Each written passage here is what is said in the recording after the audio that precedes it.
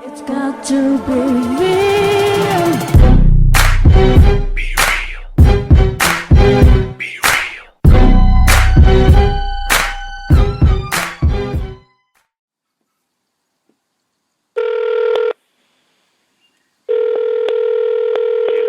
Right, so today, guys, we've got on the phone with us. Today, we've got former lightweight champion Brandon Bam Bam Rios. How you doing, Brandon? You alright?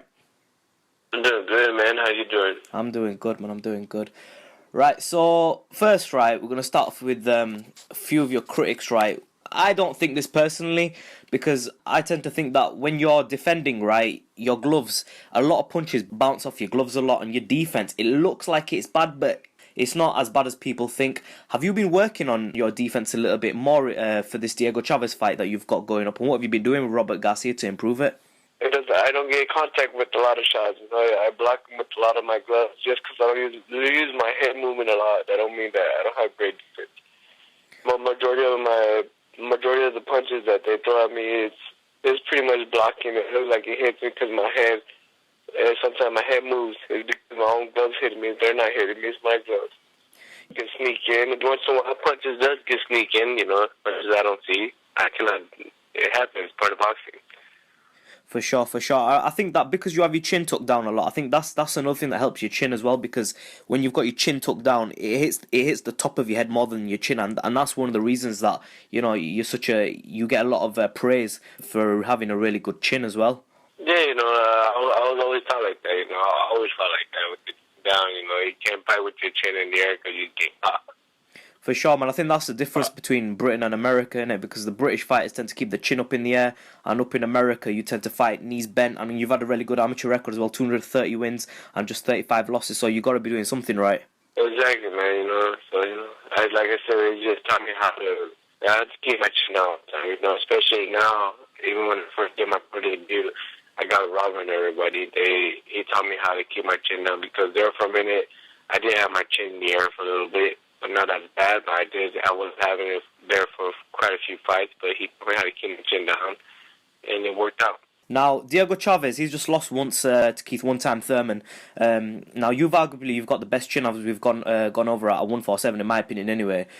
Should you win this fight, would you be up for giving Keith Thurman a test on his chin? Because he hasn't really been tested, and in my opinion, I don't think he can knock you out. I think he's got power, but I don't think he can knock you out. So, would you be up for taking that fight against Keith Thurman, should you get through Diego Chaves? Yeah, you know, I would love to fight.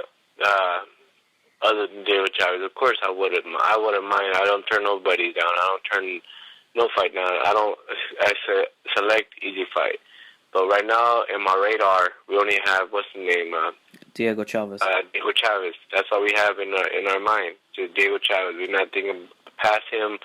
Well, because to me, honestly, this fight is a do or die for me. So I got to make this fight happen. So I'm not looking past him at all. Not by once. So I can't look forward. For sure, for sure. Now, Brandon, your camp, right? You've had a little bit of a split with Alex Ariza. How did you find him as a strength and conditioning coach? First of all, how do you think he is as a strength and conditioning coach? Well, Alex Ariza was a great strength and conditioning coach.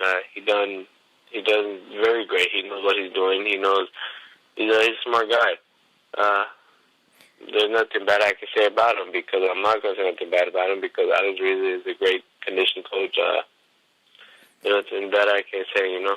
So, what do you think about all the rumours that are going around about PEDs with Alex Ariza? It seems that wherever he goes, there tends to be a lot of speculation with Alex Ariza and PEDs. You know, I just think they're saying that shit because of the fact that what he had done for Manny Pacquiao, he made Manny Pacquiao to a monster that he is today.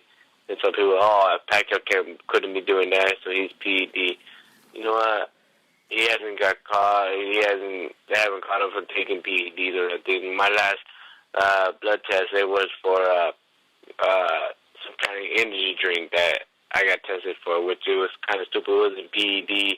It wasn't testosterone or anything serious, was it? If it's just an energy drink, then that's fuck all in it, really. It was just for energy drink, a supplement of an energy drink, and it was just trace of it. It wasn't like they found it, like, oh, this was it.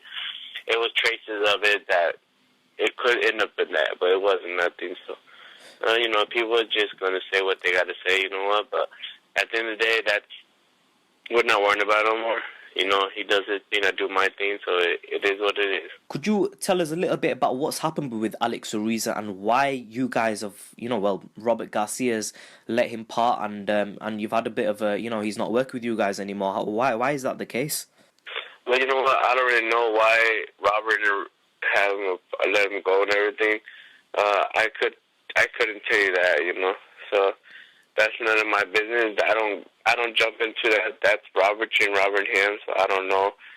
But you know what? I think it'd be best too because to me, I just want to go back to my normal self, train like I used to train hard. I don't need this extra exercise and stuff like that because when I hired a strength and conditioning coach, my first fight with Alvarado, that was the second fight.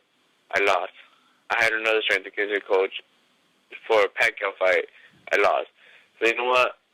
I won the world title without a strength and conditioning coach. I was beating everybody. I was dominating everybody. I was a beast without a strength and conditioning coach. So why would I need one again? So you know what? I'm just gonna go back to my old self, do my old routine, and do like I always do.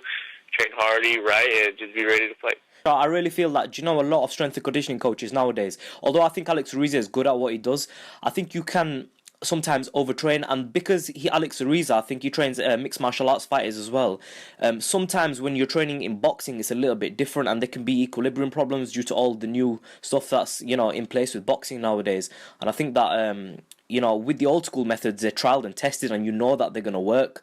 So maybe it could work out more beneficial for you to drop out Alex Ariza.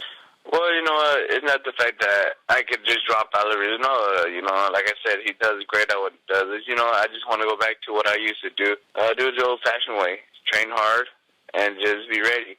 Train hard, eat right, and be ready. That's how I've been doing this for 10 years until I got the second Alvarado fight. I thought a strength and conditioning coach would help out more, which that's why I hired. And you know what? I felt too slow on the first one, so I was like, nah, man. And then we got the Pacquiao fight, so I figured, well, let's do it again. Let's try it again. Maybe it was just that time I didn't like it, so we tried it again, and we didn't like it. So we know what? We just go back to the old ways, like old school ways. Train hard and be ready. Straight Julio Cesar Chaves style training, yeah. Exactly. That's what we got to do. Just train hard, eat right, and they will be ready. What sort of food are you eating right now for this fight? What?